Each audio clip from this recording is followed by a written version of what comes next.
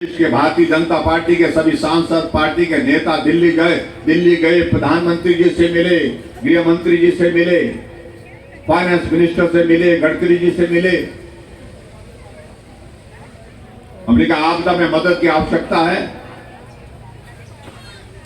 और मैं धन्यवाद करना चाहूंगा देश के यशस्वी प्रधानमंत्री नरेंद्र मोदी जी का।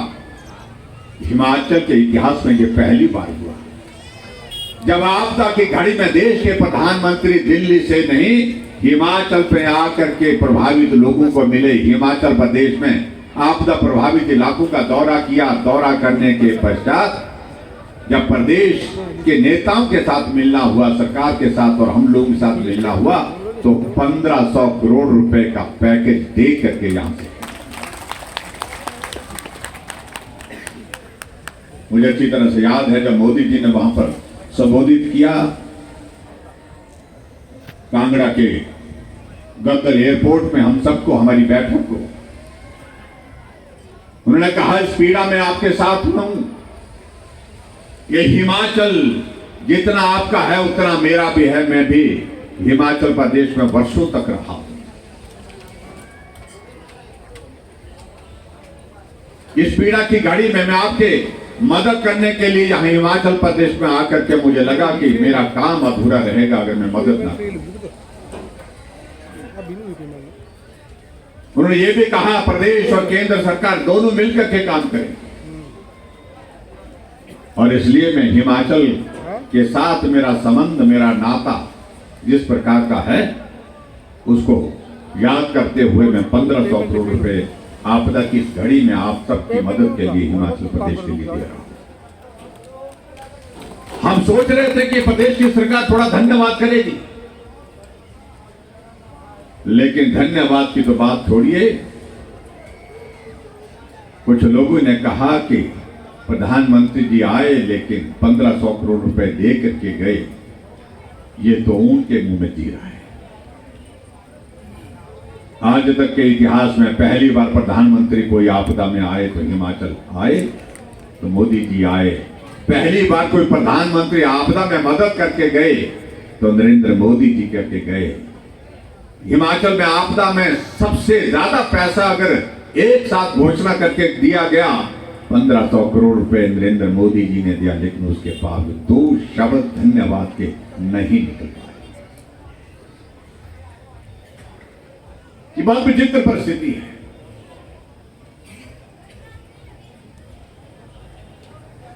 दो 2023 में आपदा आई, 24 में आई, 25 में आई।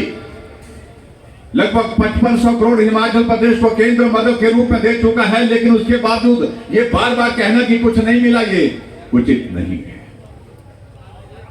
ये देवभूमि की संस्कृति के अनुरूप नहीं है,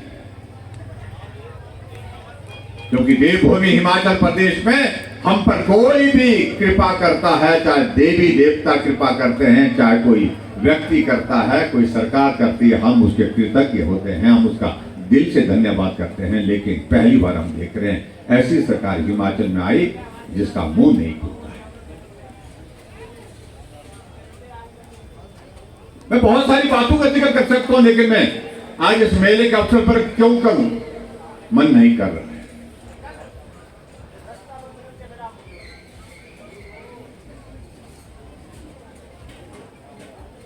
भाई विनोद जी कह रहे हैं यहां पर इस मेले को, ये मेला जिला स्तरीय मेला है और जिला स्तरीय मेले का आयोजन जब पंचायत को कोर्ट के माध्यम से दिया गया है इसका संचालन करने के लिए, तो प्रशासन का ये दायित्व बनता था कुछ उपस्थिति यहां रखी। सब नजारत हैं, ये दौर आते रहेंगे, जाते रहेंगे।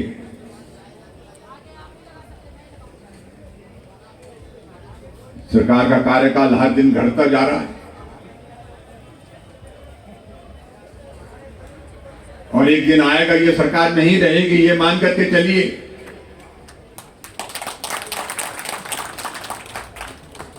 क्या उस वक्त भी आप ऐसी कहीं लुका छुपी करेंगे? उस वक्त कहां जाएंगे? आप आयोजन के लिए इस कार्यक्रम का हिस्सा बनते तो उचित है।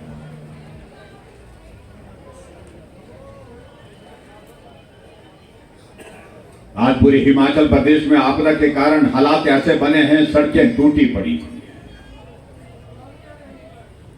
सारी व्यवस्थाएं अस्थायी हैं, सड़कें अस्थायी रूप से, बिजली की आपूर्ति अस्थायी रूप से चल रही है, आपका कम्युनिकेशन अस्थायी रूप से चल रहा है, वाटर सप्लाई स्कीम अस्थायी रूप से चल रही है, और ऊपर से मुझे लग रहा है कि सरकार भी स्थायी नहीं है, ये अस्थायी रूप से चल रही है, सिर्फ चल रही है।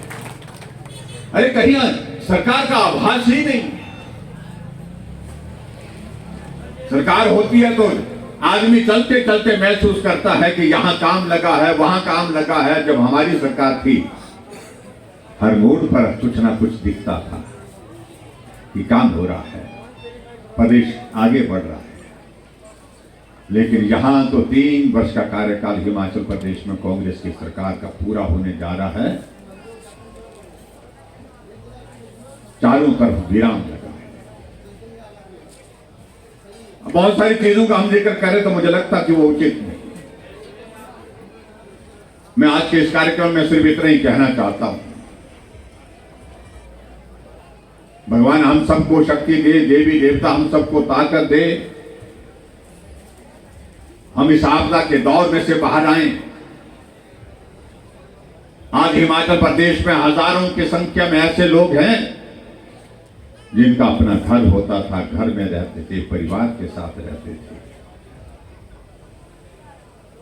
कईयों का तो परिवार भी नहीं रहा, घर भी नहीं रहा। कईयों का परिवार रहा लेकिन घर ही नहीं रहा। कोई रिश्तेदार के घर में सोया है, कोई महिला मंडल के भवन में शरण लेकर के बैठा है, कोई सामुदायिक भवन में रह करके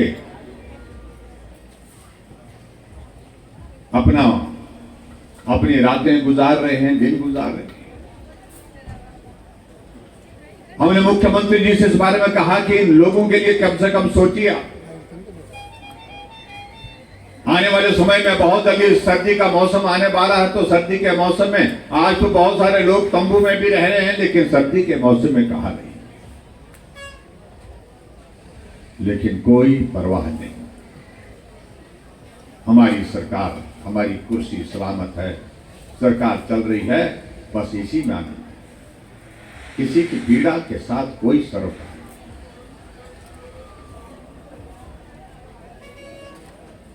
हमारे यहां नुकसान हुआ, आकलन किया कि 1000 करोड़ रुपए सराज विधानसभा क्षेत्र में हुआ, सैकड़ों करोड़ रुपए का नुकसान नाचन विधानसभा क्षेत्र में हुआ। मैंने कहा कि इसके लिए पैसा दीजिए।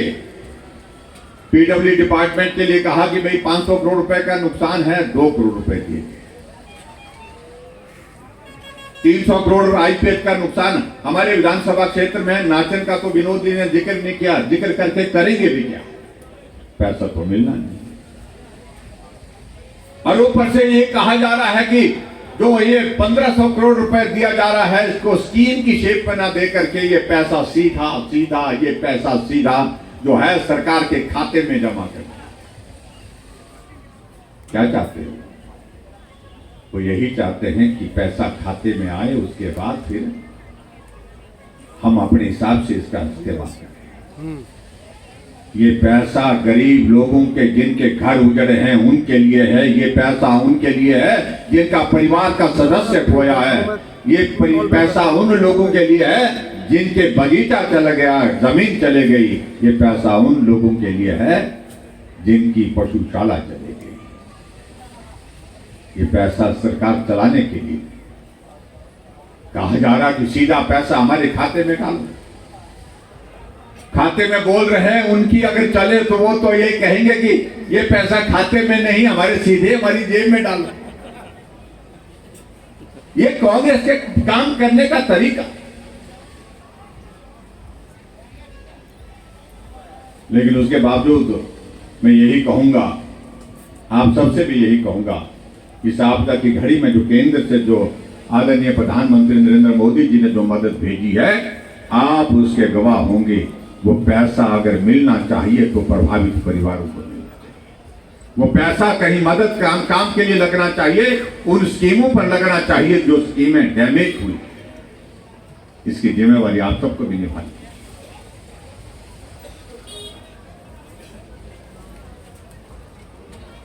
प्रधानमंत्री नरेंद्र मोदी जी के हम आभारी हैं। जन्मदिन 17 सितंबर को उनका जन्मदिन था और प्रधानमंत्री जी का बड़ा साफ संदेश होता है कि मेरे जन्मदिन पर कोई इस प्रकार के आयोजन नहीं किए जाए, अगर आयोजन करने हैं तो सिर्फ सेवा के काम किए जाए। आजकल वो पखवाड़ा हमारा चल रहा है, लेकिन मैं प्रधानमंत्री नरेंद्र मोदी जी का इस बात के लिए धन्यवाद करता हूं, विशेष तौर से धन्यवाद करता हूं कि हिमाचल प्रदेश में ही नहीं पूरे देश भर में बहुत शोर करते थे हमारे विपक्ष के लोग कि जीएसटी के कारण जीना दुर्बिर हो गया, मुश्किल हो गया, मुश्किल हो गया, ये हो गया, वो हो गया। और नवरात्रों के इस अवसर पर प्रधानमंत्री नरेंद्र मोदी जी ने जीएसटी में जो टैक्स होते हैं, सरल भाषा में जो मैं कहूं, जो केंद्र सरकार के माध्यम से जो टैक्सेस लगते हैं, उसमें सरल तरीका किया। जो 12 और 28% का जो टैरिफ लगता था, जो टैक्स लगता था, वो दोनों स्लैब्स माफ कर दिए, सिर्फ 5 और 18% का रखा। रोटी भी सस्ती, चावल भी सस्ते, दाल भी सस्ते, रोजमर्रा की सारी चीजें सस्ती हो गई। और जो जीएसटी में जो रिफॉर्म्स किए, पूरे देश भर पूरा उसका अभिनंदन कर रहा, स्वागत कर रहा है। और इधर देखिए कांग्रेस पार्टी की सरकार हिमाचल प्रदेश में देश के प्रधानमंत्री सब देशवासियों को राहत दे रहे हैं टैक्स में, और कांग्रेस की सरकार ने जीएसटी के साथ साथ में एजीएसटी जो है वो स्टेट गवर्नमेंट की ओर से लगा करके और टैक्स लगा करके सीमेंट की कीमत में लगभग 6 और 7 रुपए का फर्क पड़ेगा एक बोरी पर, और महंगा।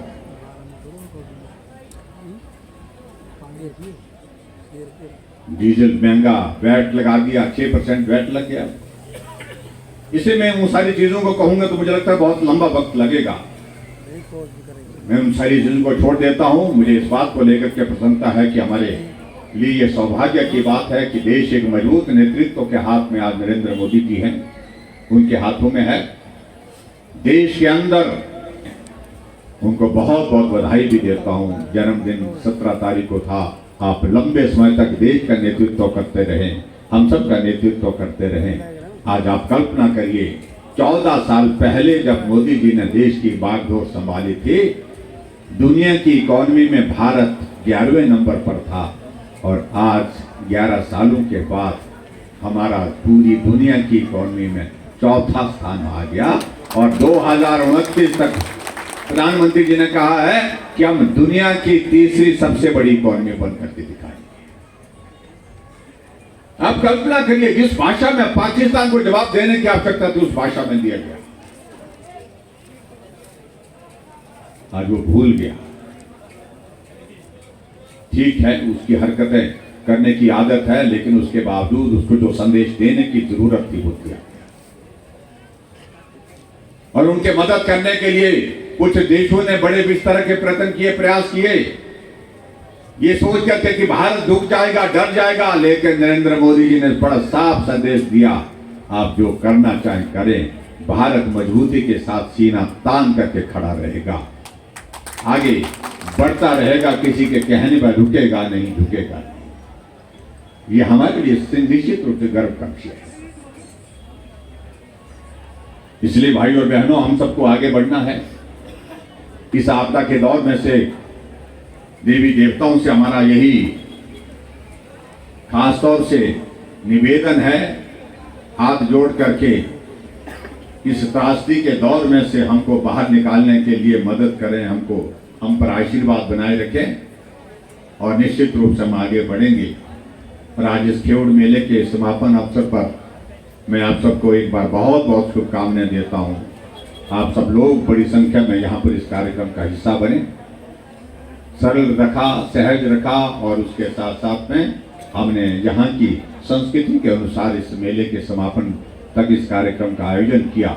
उसके लिए सारी मेला कमेटी का मेला कमेटी के प्रधान जी का और उनके साथ साथ पूरी टीम का भी धन्यवाद करता हूं। और निश्चित रूप से आने वाले समय में सरकार बनेगी तो सिर्फ भाजपा की बनेगी, प्रचंड बहुमत के साथ बनेगी निश्चित रूप से।